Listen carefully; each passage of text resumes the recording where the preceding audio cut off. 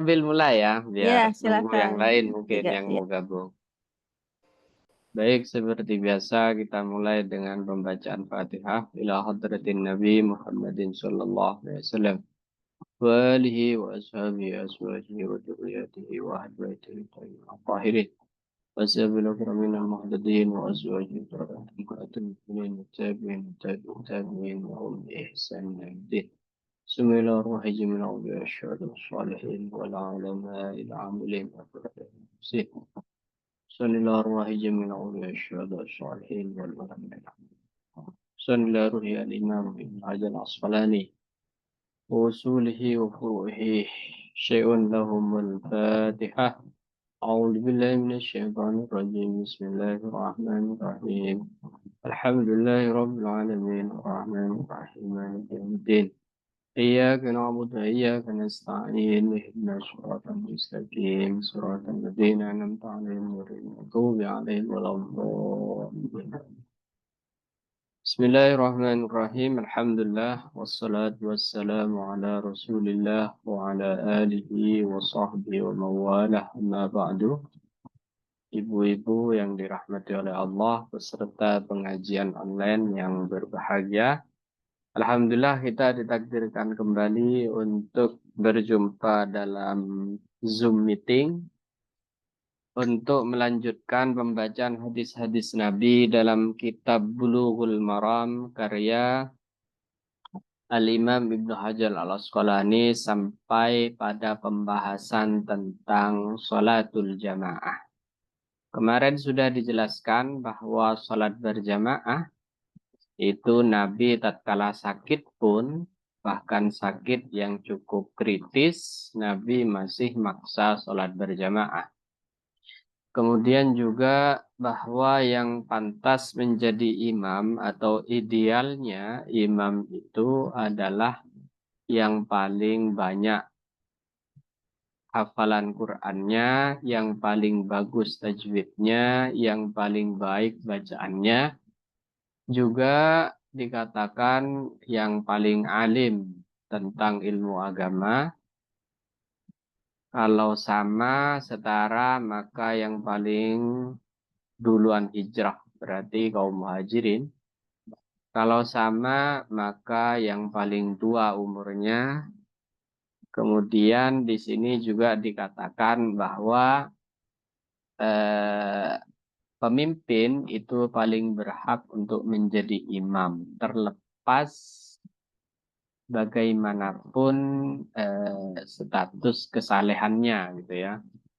Umpamanya tidak soleh ya tetap dia berhak karena Nabi bicara mengatakan wala ya umman ar-rajul fi sultani dalam kekuasaannya. Umpamanya kepala desa hadir, saya mau ngimami ya dipersilahkan. Kiainya harus ngalah meskipun secara adab akhlak ya tidak baik tapi dia berkuasa memang gitu. Baik, kita lanjutkan.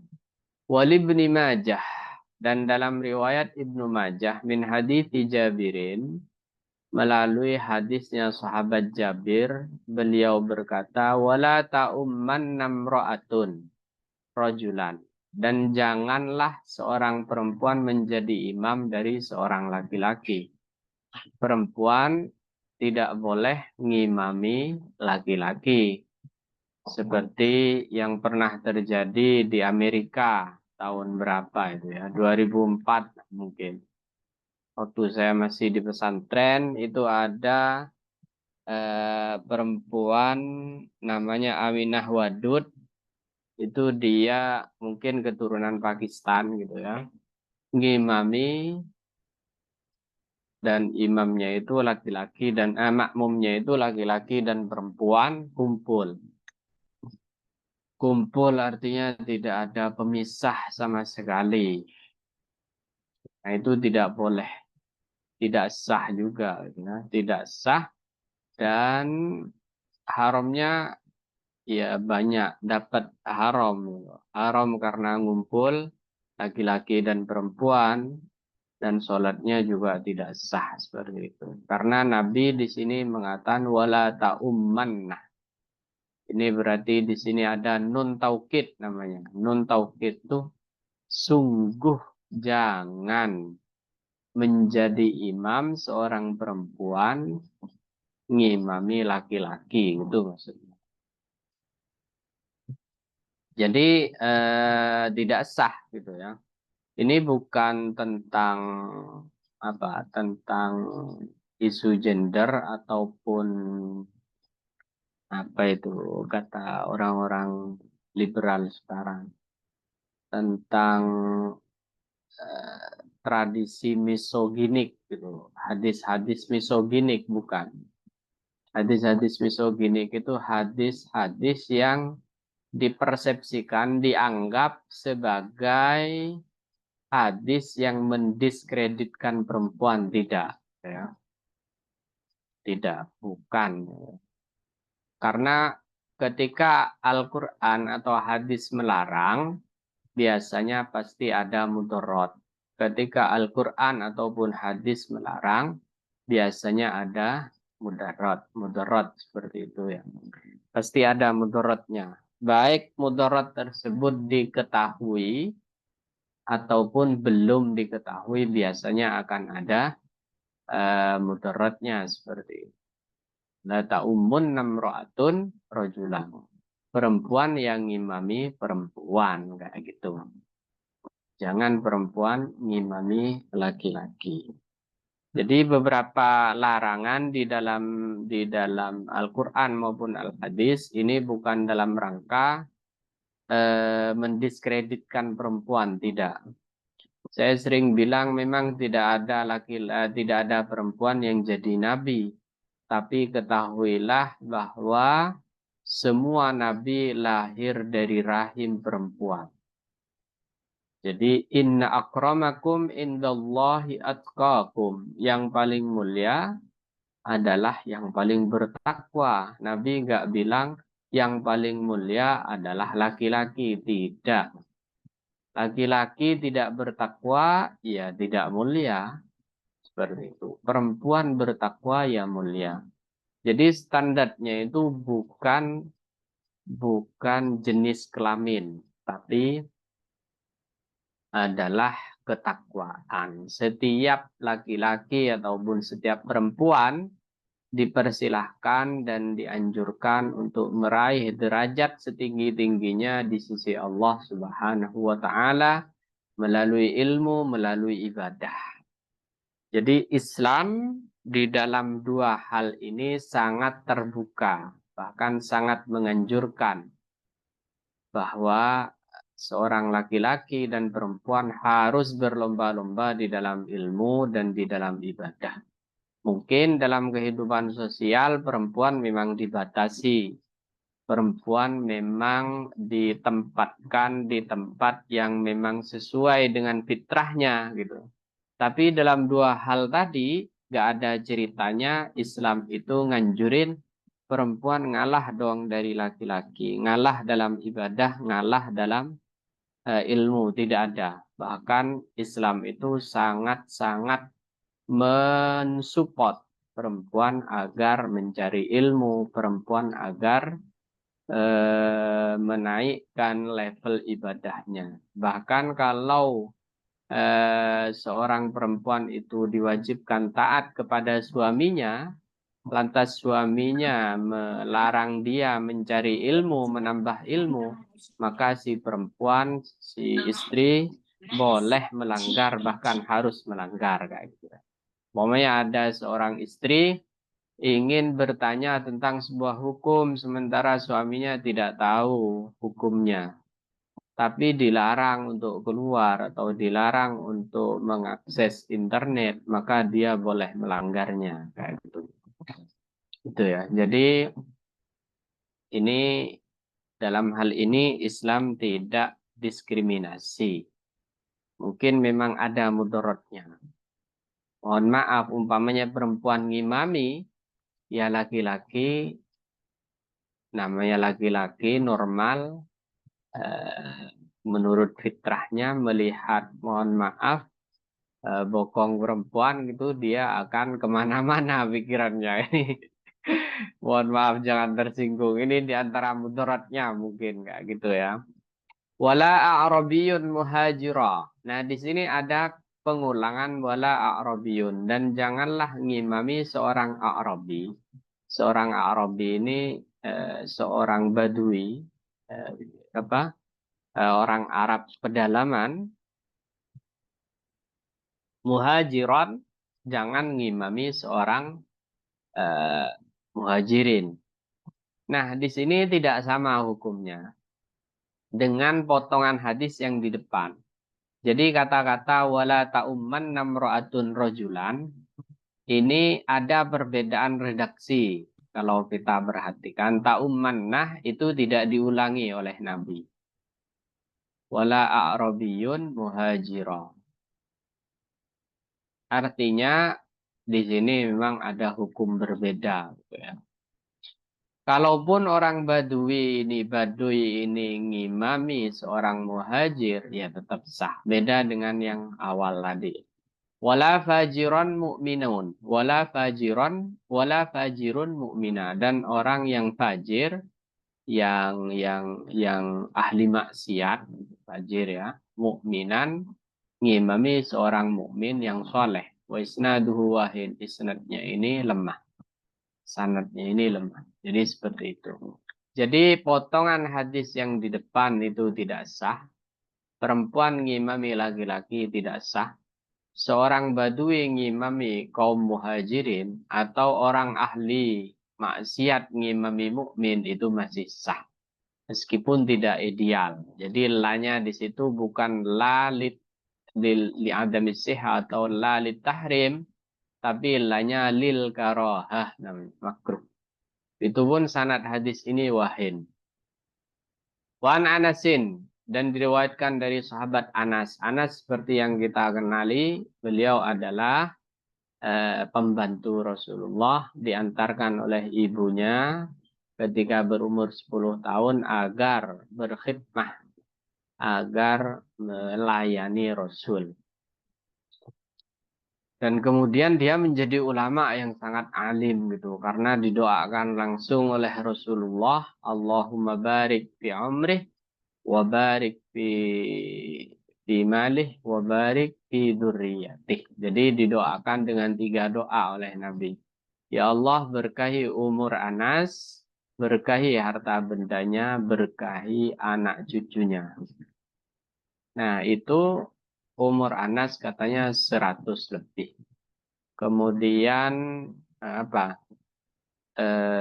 Iya umur Anas 100 lebih. Kebunnya itu, kebun kurmanya itu bisa panen setahun 2 kali. Orang biasanya setahun sekali. Atau umpamanya orang setahun 2 kali, Sayyidina Anas bisa 4 kali. Dan juga anak cucunya itu 100 lebih juga. Barokah. Itu yang dimaksud dengan doa Nabi. Anin Nabi Sallallahu Alaihi Wasallam. Diceritakan dari Nabi Sallallahu Alaihi Wasallam kala. Nabi bersabda, Russu sufufakum. Russu luruskan. Mantapkan. Rosin itu maknanya mantap. Sufufakum sof-sof kalian. Waqaribu bainaha. Dan dekatkanlah bainaha di antara saf itu. Jadi safnya jangan terlalu renggang. Jangan terlalu renggang. Wahadu bil a'naki. Wahadu dan saling apa? Saling membahu bil a'naki dengan bahu-bahunya. Saling apa? Saling lurus dengan bahunya begini. Rawahu hadis ini diriwayatkan oleh Abu Daudah, oleh Imam Abu Daud An-Nasai, Imam Nasai, Wasahahu Ibnu Hibban dan dianggap sahih oleh Imam Ibnu Hibban. Nah ini aturan di dalam soft. Gitu. Soft salat itu seperti soft dalam jihad fisabilillah. Sufufuhum fis salah kasufufihim fil qital katanya.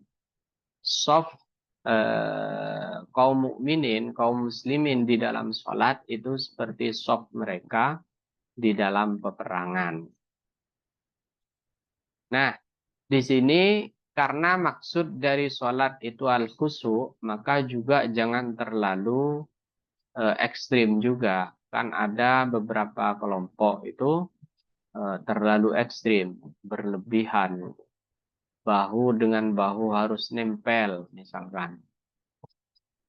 Di sini kata ulama karena memakai hadubi, bukan ma'al anak. Jadi nggak harus nempel banget, terus kakinya harus nempel juga. Sehingga itu maksa gitu, agak maksa banget dan mengganggu kawannya yang di samping. Tapi juga jangan terlalu renggang seperti di zaman COVID, ya tidak, sedang-sedang saja, lurus dan rapatkan kayak gitu. Hadu bil anak itu tidak wajib ya. Ada beberapa kelompok itu yang mokso gitu sampai sampai temannya sulit bernafas, Bener sulit Tat, apa. sampai diinjak kakinya Tat saya. Astagfirullahaladzim. Iya, itu tidak wajib juga. Ini sunnah ya, semua ini sunnah. Tapi juga jangan terlalu renggang. Jadi di sini kalimatnya memakai hadzu bil anak, bukan ma'al anak. Kalau yang satu tinggi, satu rendah kan tidak mungkin juga kan. Bahu ketemu bahu tidak mungkin. Maksudnya Nabi ya luruskan dan rapatkan seperti itu. Gak sampai harus bikin temennya yang di samping itu tersiksa gitu. Nggak harus begitu. Dikirain itu wajib yang seperti itu. Enggak. Ini termasuk dari bab apa ya, adab dan idealnya begitu gitu. Tapi nggak harus se ekstrim itu. Rawahu Abu Daud wan Nasa'i wa sahahu Ibnu Hibban. Wa Nabi Hurairah radhiyallahu taala anhu, dan diriwayatkan dari sahabat Abu Hurairah qala. Abu Hurairah berkata, qala Rasulullah sallallahu alaihi wasallam, Nabi bersabda, khairu sufufir rijali awwaluha. Sebaik-baik softnya laki-laki adalah awwaluha, adalah di awal, di depan. Ya. Jadi soft terdepan itu soft spesial. Kenapa soft spesial? Karena para malaikat mendoakan innal malaikata yusalluna ala sufufil uwal di dalam hadis yang lain. Sesungguhnya malaikat itu yusalluna, baca sholawat atau baca doa, dalam pengertian mendoakan orang-orang yang berebut saf pertama. Jadi saf pertama itu saf yang didoakan oleh para malaikat gitu. Tapi juga tidak boleh kemudian ida. Ini penting nih. Di dalam fikih Islam disebutkan ida itu haram. Apa yang dimaksud ida? Ida itu nyakiti orang lain demi berebut yang sunnah. Soft pertama, atau tadi misalkan lurusnya soft itu sunnah. Bertemunya bahu dengan bahu itu sunnah. Tapi ida nyakiti orang lain itu haram. Nah, ada beberapa orang berebut soft pertama dengan cara dia lari, kemudian orang yang sedang duduk itu ditendang, kena tendang atau kena siku, kena apa, itu haram. Ya, seperti itu. Jadi jangan demi berebut sunnah melakukan haram, itu yang dimaksudnya. Nah, di sini dikatakan khairu suhufir rijal awwaluha. Kenapa yang awal? Karena yang awal itu khusus didoakan oleh para malaikat. Wa syarruha, dan seburuk-buruknya shaf akhiruha adalah yang akhir, ya, karena yang akhir biasanya terlambat sholat. Terlambat sholat itu menjadi tanda dia kurang memperhatikan panggilan Allah. Nida. Adzan itu kan Allah yang manggil. seperti itu. Tapi kalau terlambatnya karena alasan kesibukan yang lain, kesibukan rumah tangga yang sifatnya juga wajib, ya tidak apa-apa. Ini maksudnya memang terlambat yang didasarkan kepada kemalasan. Wa khairu sufufin nisa'i akhiruha. Sebaik-baik saf perempuan adalah yang akhir. Ini terjadi jika perempuan itu jadi makmum dari laki-laki. Itu pun di syarahnya, di komentarnya dikatakan kalau tidak dipisah ruangannya. Kalau dipisah ya ini nggak berlaku. Jadi jangan dipahami bahwa berarti kalau perempuan yang bagus itu ya sholat yang paling akhir, enggak, sama saja. Ini maksudnya akhiruha akhiru sufu firrijal. Kalau dia bareng dengan laki-laki. Wasyarruha, seburuk-buruknya soft perempuan adalah awaluha, adalah awalnya. Seperti itu. Rawahu Muslimun, hadis ini diriwayatkan oleh Imam Muslim, seperti itu ya. Jadi apa namanya? Ya, seperti itu. Jadi jangan dipahami terbalik. Oh, berarti saya kan perempuan, berarti saya terlambat aja deh, gitu. Wong Nabi bilang khairu suhufin nisa akhiruha. Tidak. Ini ada konteksnya. Konteksnya itu kalau si perempuan ini tidak sedang sholat dengan laki-laki, sedang sholat di musola umum, sedang sholat di masjid umum, bukan di rumah bersama keluarga atau sesama wanita, sesama perempuan. Kalau yang seperti itu, ya yang berlaku yang tadi, bahwa sop pertama itu sop yang istimewa karena dibacakan atau didoakan langsung oleh para malaikat. Para malaikat itu adalah makhluk-makhluk suci Allah. Berarti doanya itu lebih dekat kepada ijabah, akan dijawab oleh Allah. Baik, itu mungkin eh, sebelum kita lanjut, barangkali dari ibu-ibu ada yang bertanya, ada yang ingin curhat, Ustadz saya, dipersilahkan. tadi yang saya bilang Ya, kalau dulu kan nggak ada ya kemudian. injek-injekan, sekarang agak diinjek. Itu kadang saya suka lepas ya, saya suka gitu. Tapi entar diinjek lagi, berarti ya udah diem aja Iya, gitu. iya. Takutnya kan bergerak-bergerak ya, nggak enak. Itu maksudnya apa sih, Tat? Maksudnya memang supaya nggak masuk gitu ya? Maksudnya orang nggak masuk atau gimana sih? Kan kalau menjaga jarak nggak mesti diinjek gitu ya harusnya ya. Maksudnya yang penting udah rapat gitu kan nggak apa-apa ya Betul, gitu betul. loh. Kok sekarang kayaknya Ya. mesti diinjek-injek gitu ya segitu. Saya jadi bingung gitu loh. Mau ngelepasin kan Iya. nggak bisa gitu, Tat. Jadi pernah bisa sudah diiritin lagi gitu, ya udah mama diem juga gitu ya. Dikejar ya. Kakinya Iya, dikejar. Iya, iya. iya kayak Saya diinjek juga sedikit sering gitu loh, itu Tat. ketika di Mesir. Iya ya, itu saya Dikejar. juga itu kenapa ya gitu. Maksudnya emang maksudnya nggak apa-apa kan, mesti sejajar aja kan, yang penting rapat gitu ya gitu, biar Iya, orang nggak iya. masuk kan Iya, gitu ya, Tat, ya. benar. Itu Benar. sunahnya Jadi memang dijepit enggak kan? Enggak, memang dia ada itunya ya, ada apa, ada ininya mungkin ya, saya nggak tahu ilmunya itu, ada ininya kali, panduannya mereka kali ya, saya nggak tahu sih gitu. iya, jadi nggak harus begitu, Bang. Nggak harus se ekstrim itu. Karena maksud dari sholat itu kan al-khudu wal khusu adalah kerendahan, kekhusyuan, kepatuhan kepada Allah, bukan dengan cara-cara kemudian mengganggu yang lain. Kan. Jadi ya luruskan, ya rapatkan, cuma jangan sampai segitunya gitu loh. Nggak harus segitunya, kakinya harus nempel. Kemudian bahunya gimana nempelnya, wong satunya sudah menjauh karena karena kesel gitu kan, kena injak gitu. Jadi nggak harus seperti itu, Bang. Itu sunnah gitu.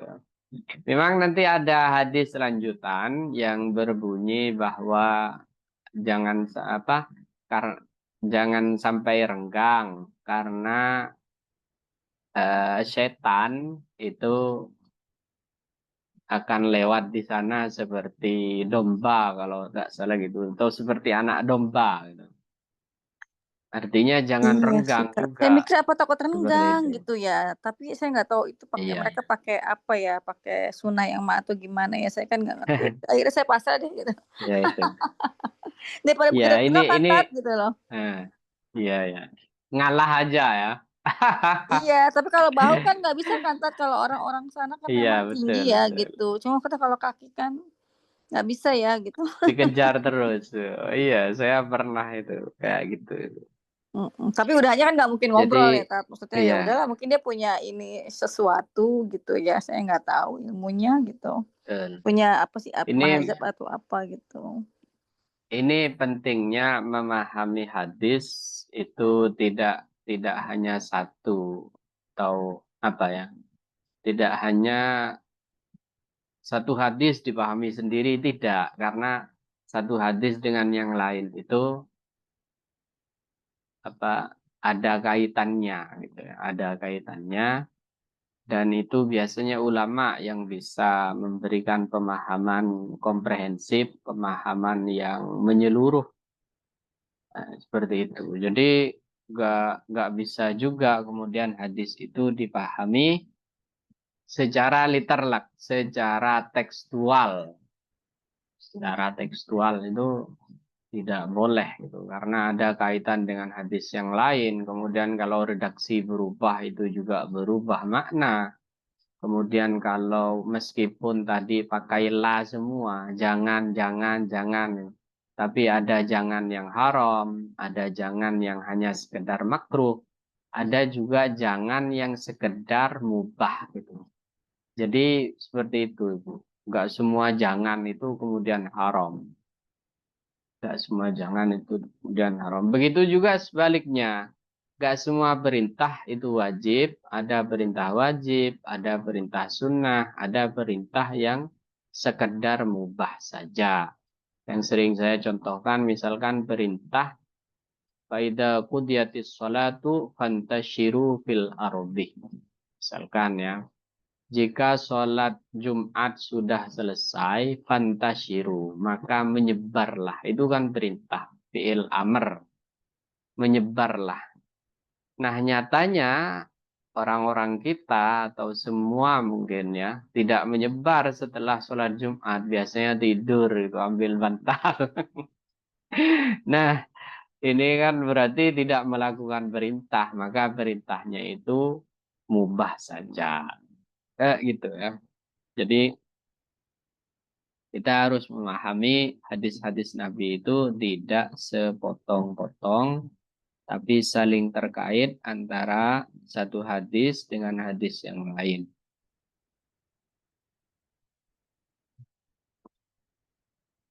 Oh iya, ini ada pertanyaan dari Bunda. Seandainya kepala desa ngimami, memang hak dia gitu ya. Desa itu milik dia, gitu. Tahta sultani di bawah kekuasaannya. Kita memang harus ikuti. Tapi ketika kepala desanya itu bacaannya kacau, tajwidnya nggak jelas, tartilnya juga parah sampai merubah makna, maka tidak boleh juga. Harus kiainya yang ngimami.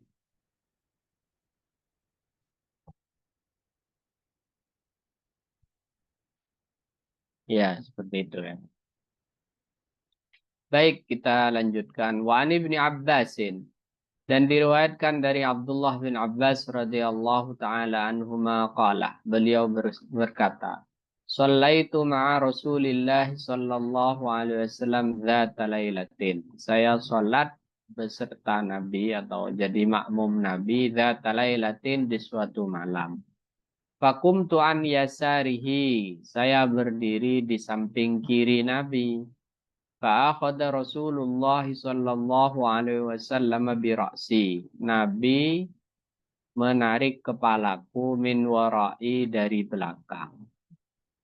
Faja'alani maka Nabi memindahkan aku ayyaminihi ke kanannya Nabi. Muttafaqun alaih. Nah, ini juga salah satu ideal atau sunnahnya soft gitu ya. Shaf, jika sholat berdua, maka makmum itu ada di kanan, bukan di kiri, juga bukan di belakang. Seperti yang pernah terjadi kepada Abdullah bin Abbas. Tentu Abdullah bin Abbas ini masih kecil ya, karena Abdullah bin Abbas itu lahir 2 tahun sebelum hijrah. Dia sepupu Nabi tapi anak muda. Sehingga memang kalau kita lihat yang jadi ulama ini anak muda semua. Abdullah bin Abbas, Abdullah bin Umar ini lahir setelah hijrah semua rata-rata atau sebelum hijrah setahun. Anas bin Malik itu anak muda semua. Sehingga memang kaderisasi itu kepada anak muda. Anak-anak ibu, putri-putri ibu, putra-putra ibu itu adalah kader masa depan umat Nabi. Dia akan jujur dalam hidupnya di masa depan, dalam karirnya itu bergantung bagaimana ibu-ibu mengkader anak-anaknya nanti, gitu. Jadi sangat penting anak muda ini di dalam Islam. Anak-anak muda ini sangat diperhatikan di dalam Islam. Syubbanul yaum rijalul ghaid, rijalul ghad. Anak muda hari ini akan memimpin di masa depan. Itu penting sekali anak-anak muda ini. Jadi kita sering kurang percaya ke anak muda, masih muda. Jangan. Kalau memang kapasitasnya oke, kemampuannya oke, skillnya mampu, ya kita sesekali juga harus melatih dia agar diberi tanggung jawab yang seharusnya. Nah, Abdullah bin Abbas ini suatu saat jadi makmum Nabi di suatu malam gitu ya. Mungkin di dalam perjalanan atau di mana. Si Abdullah ini berdiri di kiri Nabi, kemudian Nabi ngambil kepalanya disuruh pindah ke kanan. Nah, ini juga menunjukkan bahwa gerakan di dalam sholat di mazhab Maliki itu selama untuk maslahatus sholah boleh gitu. Tapi kalau di mazhab kita Syafi'iyah itu dibatasi. Kalau gerakan besar ya itu harus ada jeda. Misalkan satu, diam dulu, kembalinya itu dua. Kalau gerakan kecil saja seperti garuk misalkan pakai jari itu boleh berkali-kali kalau di kita. Tapi kalau di mazhab kita bergerak banyak itu batasnya 3 kali. Kalau 3 kali secara berturut-turut itu batal kalau di kita. Tapi kalau di mazhab Maliki mungkin ini yang diambil oleh Maliki bahwa ini kan Nabi ngambil kepala Abdullah bin Abbas. Berarti kan gerakannya banyak. Itu boleh kalau di mazhab Maliki. Boleh kalau di mazhab. Bagaimana dengan gaya orang Arab sekarang? Itu kan ada itu yang karena HP-nya bunyi itu di apa di telepon gitu, kemudian diangkat bisalah gitu. Ya batal jelas bu. Itu aduh itu nggak pernah ngaji itu. Mungkin matikannya nggak batal, oke lah gitu ya. Tapi ada orang Arab itu yang memang nggak pernah ngaji bilang bisalah gitu. Kemudian ditaruh. Jadi saya masih sholat kira-kira begitu gitu. Itu batal. Nah, jadi di sini ada gerakan. Bagaimana seandainya tetap melanggar sholatnya di kiri? Ya nggak apa-apa, tetap sah. Wong ini sunnah kok kata ulama. Jadi sunnahnya itu kalau sendirian di kanan imam. Seperti itu ya. Kalau ada pertanyaan, gimana kalau lurus dengan imam? Tetap sah. Walaupun hilang sunnah gitu, sah. Baru kalau mendahului imam, makmumnya agak di depan gitu ya. Nah, itu yang tidak sah. Muttafaqun alaih, hadis ini disepakati oleh Bukhari dan juga Imam Muslim. Jadi, nah di sini juga terlihat bahwa Nabi itu sholat dengan anak kecil, gitu ya, yaitu Abdullah bin Abbas. Wan Anasin, dan diriwayatkan dari sahabat Anas. Qala, sahabat Anas berkata, Shalla Rasulullah sallallahu alaihi wasallam. Salat Rasulullah sallallahu alaihi wasallam fakumtuh. Maka aku berdiri. Wa yatimun khalfahu. Dan seorang anak yatim di belakangnya. Wa ummu Sulaim khalfana. Ummu Sulaim, perempuan ini berarti. Salah satu pembantu gitu ya. Namanya Ummu Sulaim. Khalfana itu di belakang kita. Artinya memang soft perempuan itu di belakang soft laki-laki. Ini kata pensyarahnya kalau tidak dipisah. Kalau masjidnya dipisah, ada ruangan khusus sholat perempuan, maka tidak apa-apa perempuan tidak di belakang laki-laki. Umpamanya sejurus gitu ya. Tapi ada pemisah ruang tertentu, maka tidak apa-apa. Meskipun tetap sebaiknya itu agak ke belakang. Muttafaqun alaih wal lafdhu, adapun lafadznya lil Bukhari. Ini adalah lafadz dari Imam Al-Bukhari. Wa an Abi Bakrah, dan diriwayatkan dari sahabat Abi Bakrah radhiyallahu taala anhu annahu, bahwa Abu Bakrah intaha ilan Nabi sallallahu alaihi wasallam, sampai kepada Nabi sallallahu alaihi wasallam, wa huwa, adapun Nabi raki'un, sedang ruku'. Nah, ini yang ditanyakan oleh Bu Sofi tadi. Ada gak hadis yang apa namanya, yang kontra dengan yang tadi gitu ya? Harus lurus, harus tidak ada renggang. Ini bukan hanya renggang, ini malah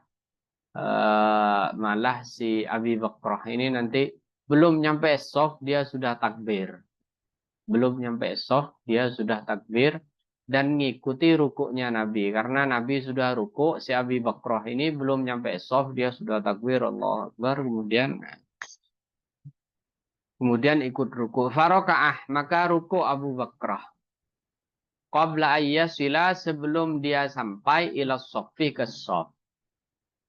Kan Nabi itu punya mukjizat, yara man khalfahu kama yara man amamahu. Nabi itu sanggup melihat orang yang di belakangnya seperti Nabi melihat orang yang di depannya. Berarti Nabi gak husuk dong. Oh, hati Nabi itu ma Allah.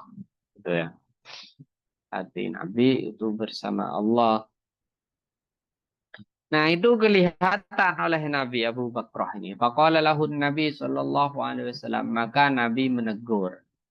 Siapa yang tadi rukuk sebelum nyampe soft? Itu ya, berarti soft lurus, soft rapat, itu sunnah semua, bukan wajib. Sehingga nggak perlu sekaku itu untuk maksa-maksa agar bahunya sejurus dengan saudaranya di sampingnya dan kakinya harus nempel seperti itu. Nggak harus. Nggak harus. Yang penting lurus, softnya rapat seperti itu. Dan nggak perlu seperti barusan itu terlalu rapat. Karena di sini Abu Bakrah pun malah belum nyampe soft dia karena takut ketinggalan jamaah, Nabi sudah ruku gitu. Maka dia ngejar sementara dirinya belum gabung ke soft. Apa yang dikatakan Nabi? Zadakallahu hirsan wala ta'ud. Semoga Allah menambahmu semangat, tapi wala ta'ud. Jangan kau ulangi Abu Bakrah. Di sini terlihat bahwa Nabi gak bilang, ayo sholat lagi. Siapa yang barusan sholat gak di soft itu? Ayo sholat lagi. Enggak. Nabi malah mendoakan, Zadakallahu hirsan. Semoga Allah menambahmu semangat dalam ibadah. Tapi jangan ulangi gaya seperti itu. Itu maksud Nabi. Ini juga di sini menunjukkan lemah lembutnya Nabi dalam menasehati murid-muridnya, dalam menasehati sahabat gitu. Bukan langsung marah, malah didoakan dulu oleh Nabi. Zadakallahu hirsan wala ta'ud.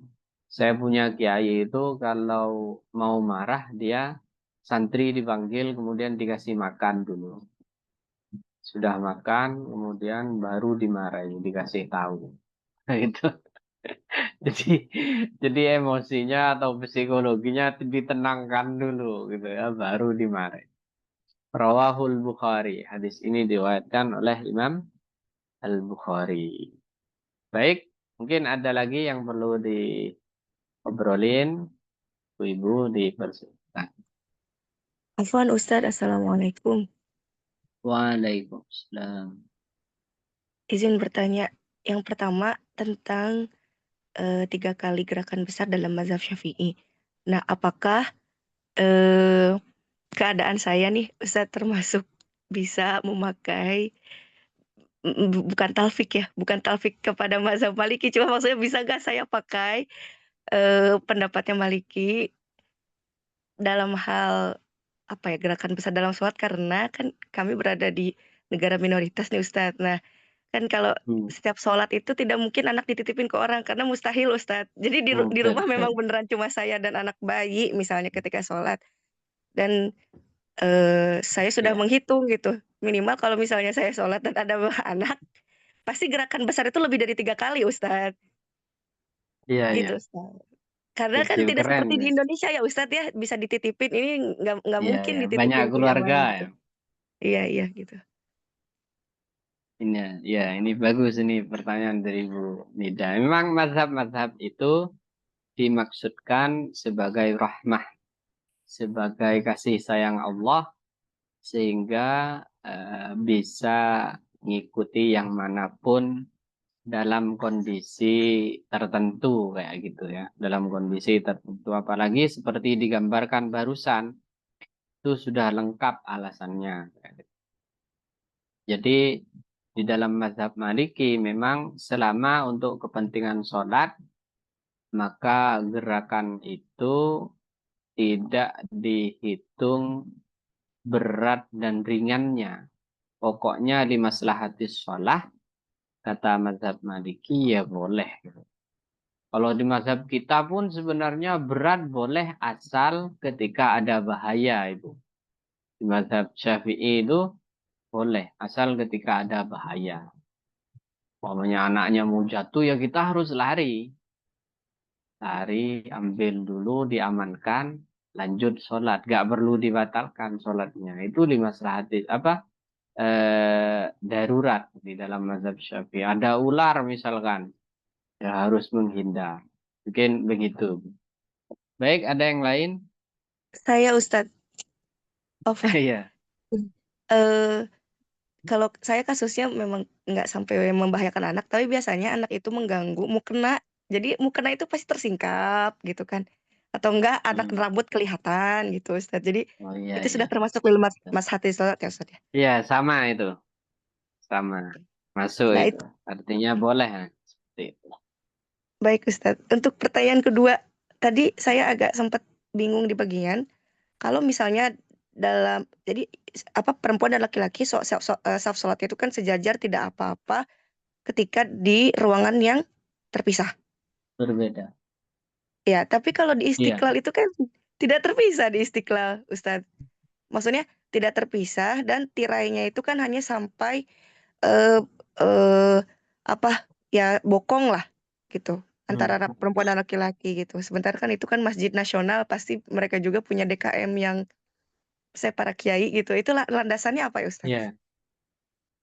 Iya, mungkin kalau di sana seumpamanya seperti itu ya. Ya tetap sah kalau sholatnya.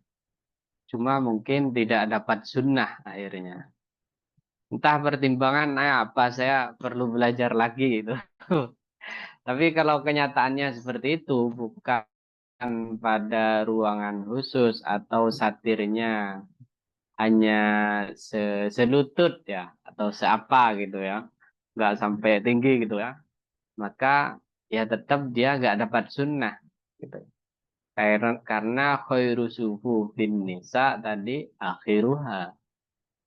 Jadi dia problemnya nggak dapat sunnah itu. Nggak dapat sunnah. Kalau ngomongin sahnya ya tetap sah. Mungkin seperti itu. Tak kalau ada alasan lain saya perlu mempelajari itu. Mungkin.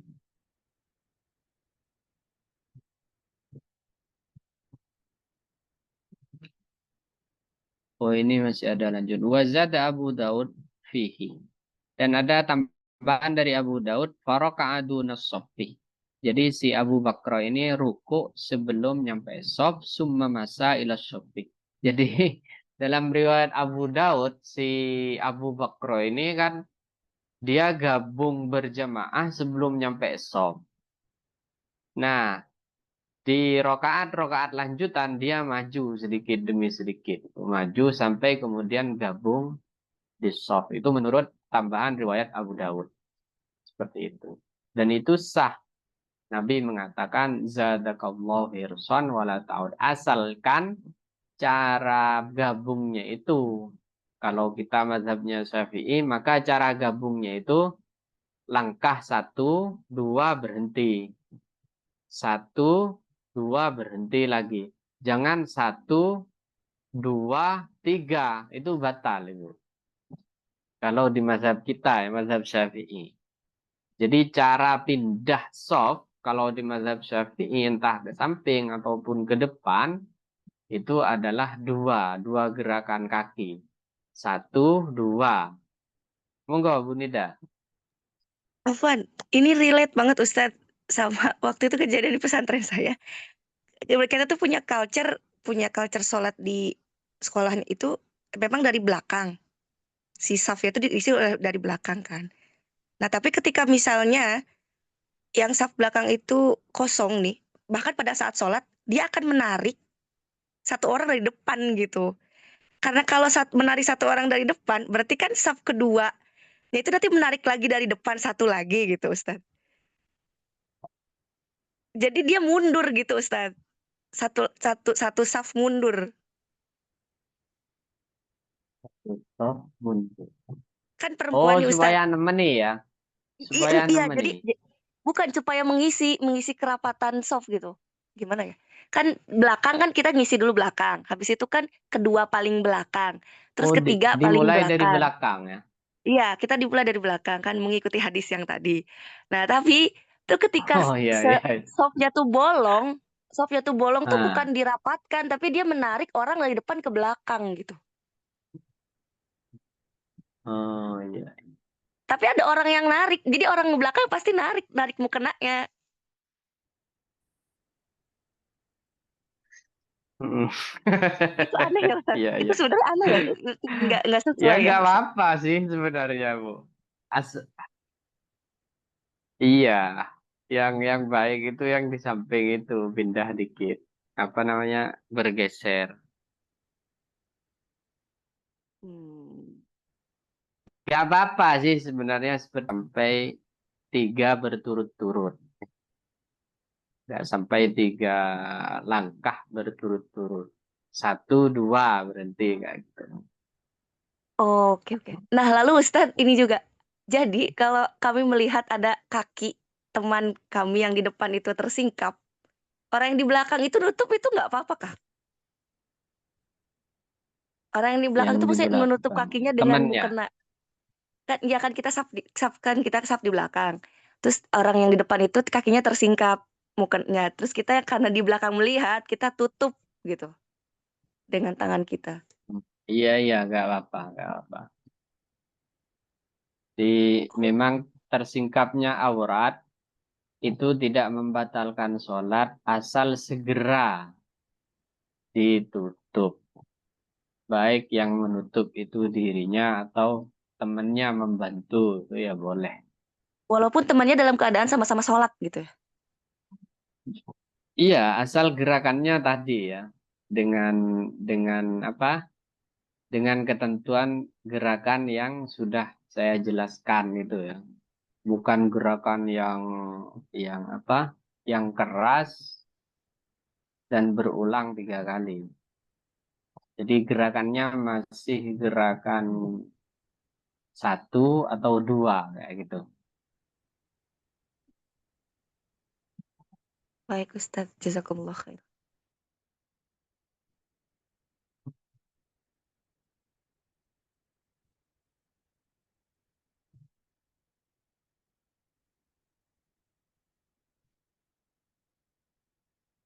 Baik, ini ada pertanyaan dari Bu Mulyana Dewi ya, terkait pakaian sholat perempuan.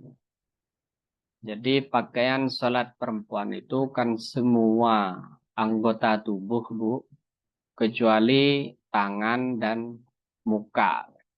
Berarti di sini tidak ada keharusan pakai mukena.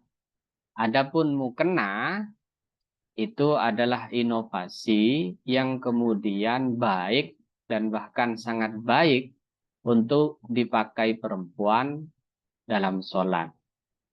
Kayak gitu ya. Jadi seandainya pakai baju apapun, asalkan sudah kriterianya itu sudah dapat, dalam pengertian dia sudah menutup seluruh auratnya, maka sah-sah saja, Bu. Di sini kan pertanyaannya pakai celana panjang. Iya boleh, pakai celana panjang boleh. Asalkan menutupi seluruh auratnya, kecuali tangan dan muka kayak gitu ya. Ya sudah sah, nggak harus pakai mukena. Meskipun memang mukena itu terbaik gitu. Bahkan itu diakui oleh perempuan-perempuan di negeri Arab juga gitu ya. Jadi itu inovasi yang dibuat mungkin oleh orang Indonesia. Jadi ternyata mukena itu memang masyhur, terkenal di Indonesia. Terkenalnya di Indonesia. Ada, saya pernah lihat di YouTube itu seorang YouTuber perempuan dia mengatakan apa? Terima kasih dan bersyukur karena dikirimi mukena oleh orang Indonesia gitu. Ternyata saya teliti itu di riwayat apa di cerita atau sejarah mukena memang itu ciri khas Indonesia atau mungkin juga Malaysia ya. Sementara di Arab itu tidak dikenal mukena. Mungkin ke belakang ini memang kemudian masyhur seperti itu. Jadi untuk apa syarat pakaian ketika sholat itu yang penting adalah menutup aurat kecuali muka dan kedua telapak tangan. Bagaimana di sininya tangan? Bukan telapaknya. Ini juga kata ulama nggak harus. Tapi di mukena itu kan sampai sini ya nggak apa-apa. Tapi sebenarnya ini nggak wajib. Yang wajib yang yang apa? Nggak wajib ditutupi maksudnya yang sini ini. Karena Imam Romli mengatakan ya yang dimaksud dengan telapak tangan ya juga di belakangnya itu masuk telapak tangan. Karena kan memang menyulitkan Ibu. Kalau kita katakan wajib ya. Wajib loh nutup di sininya, nutup belakang telapak tangan ini. Nggak wajib, boleh kok dibuka. Tapi kalaupun ditutup itu baik. Mungkin itu ya. Baik, Ibu-ibu jika tidak ada pertanyaan lagi, kita cukupkan. Ustadz Muhlisin mungkin mau menambahkan. Ustadz Afwan, boleh Oh bertanya iya, lagi nggak? ya Mengenai silakan, silakan. pertanyaan Bu Mulyana Dewi itu, saya kemarin baru melihat utas di thread ya dari seorang Malaysia, beliau Ustadz dan alim gitu ya. Nah beliau bilang bahwa em, ada beda antara menutup aurat di depan ajnabi dengan menutup aurat ketika dalam sholat. Jadi sebetulnya kita asal menutup walaupun itu celananya ketat gitu. Itu tuh tidak apa-apa dalam sholat karena sejatinya menutup gitu. Sementara kalau misalnya di depan ajnabi itu termasuknya dosa. Nah, pertanyaan saya adalah selama ini kan saya tahu boleh gitu ya sholat dengan tadi yang seperti Bu Mulyana Dewi sebutkan pakai celana tapi tuniknya panjang di bawah lutut gitu kan. Lalu mungkin pakai kaos kaki dan kerudung menutup dada, tangan juga sampai pergelangan tangan gitu. Cuma yang jadi pertanyaan saya adalah beliau menyatakan ketat juga tidak apa-apa gitu di hadapan Allah. Karena yang diharamkan itu adalah menggunakan pakaian ketat di depan ajnabi. Artinya lelaki yang bukan mahramnya gitu. Itu kalau menurut pandangan Ustadz sendiri bagaimana ya Ustadz menanggapi hal tersebut? Jazakumullah khairan. Baik. Terkait di depan ajnabi ya, memang di kitab-kitab fikih ya, mungkin saya perlu baca lagi. Tapi di kitab fikih itu memang apa namanya kriterianya ada tiga. Ada tiga. Pertama, menutup seluruh bagian yang masuk aurat, yaitu tempat-tempat hiasan, anting, kalung, gelang. Nah, itu wajib. Kedua, syarat nutup aurat itu memang tidak memperlihatkan lekuk tubuh. Ketiga, itu tidak memilih warna yang membuat orang menoleh. Maaf, ya lekuk tubuh. Yang ketiga apa ya? Kok saya lupa. Itu di beberapa fikih yang ketat seperti itu. Jadi apa yang disampaikan itu ada benarnya gitu ya. Ada benarnya bahwa yang ribet itu memang urusan dengan manusianya. Kalau dengan penciptanya ya relatif lebih mudah. Salah dengan Allah itu kan tinggal bertaubat istighfar. Tapi kalau salah dengan manusia itu sulit dapat maafnya. Iya, mungkin itu ada benarnya Bu, bahwa ada beda gitu ya di hadapan aurat di hadapan Allah dengan aurat di hadapan ajnabi atau cowok. Gimana Bu menurut Bu Nida sendiri? Iya, iya, saya agak kagetnya di bagian ketat pun di hadapan Allah tidak apa-apa. Berarti saya takutnya apakah berarti celana legging yang street Nah, bang nggak apa kalau bahasa kita Jawa Indonesia kan iya, nyetrit banget gitu boleh betul. gitu. Itu kan jadi sebuah kayaknya Iya. harus dikasih Coba fatwa baru nanti ya gitu. baca-baca lagi ya. Dalam konteks ini adalah ketatnya ya Ustaz ya, yang apa? Berarti kan Iya, termasuk apa ke dalamnya. ada maksud saya apa ada beda di hadapan Allah dengan di hadapan ajnabi gitu. Jazakumullah khairan Ustaz. Baik, Puan, kita cukupkan ya ibu-ibu. Ini Ustaz Muhlisin juga udah keluar.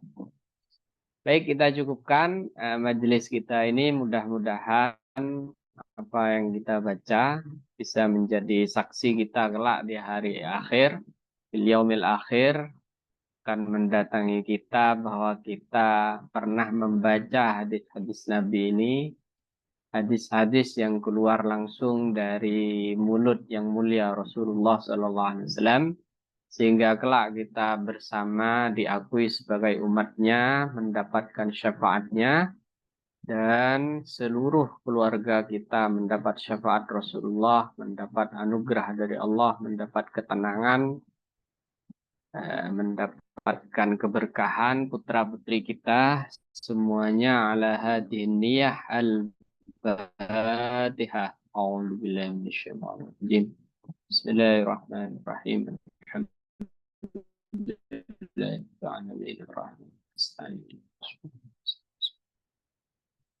Bismillahirrahmanirrahim. Alhamdulillahirabbil alamin wassalatu wassalamu ala asyrofil anbiya'i wal mursalin sayyidina Muhammadin wa ala alihi wasallam. اللهم انفعنا بما علمتنا وعلمنا ما ينفعنا وزدنا علما وزدنا علما وزدنا علما اللهم ارزقنا فهم النبيين وحب المرسلين ولحم الملائكة المقربين اللهم اغننا بالعلم وزينا بالحلم واكرمنا بالتقوى وجملنا بالعافية يا ارحم الراحمين ربنا لا تزغ قلوبنا بعد إذ هديتنا وهب لنا من لدنك رحمة إنك أنت الوهاب ربنا هب لنا من أزواجنا وذرياتنا قرة أعين واجعلنا للمتقين إماما ربنا هب لنا من لدنك ذرية طيبة إنك سميع الدعاء اللهم اجعلنا ولادنا وطنا من نحن خير ولا تجعلنا وليا من أهل الشر والخير ربنا آتنا ما وعدتنا على رسلك ولا تخزنا يوم القيامة ربنا آتنا في الدنيا حسنة وفي الآخرة حسنة وقنا عذاب النار سبحان ربك رب العزة عما يصفون وسلام على المرسلين والحمد لله رب العالمين. Kiranya cukup, kurang lebihnya mohon maaf. Assalamualaikum warahmatullahi wabarakatuh.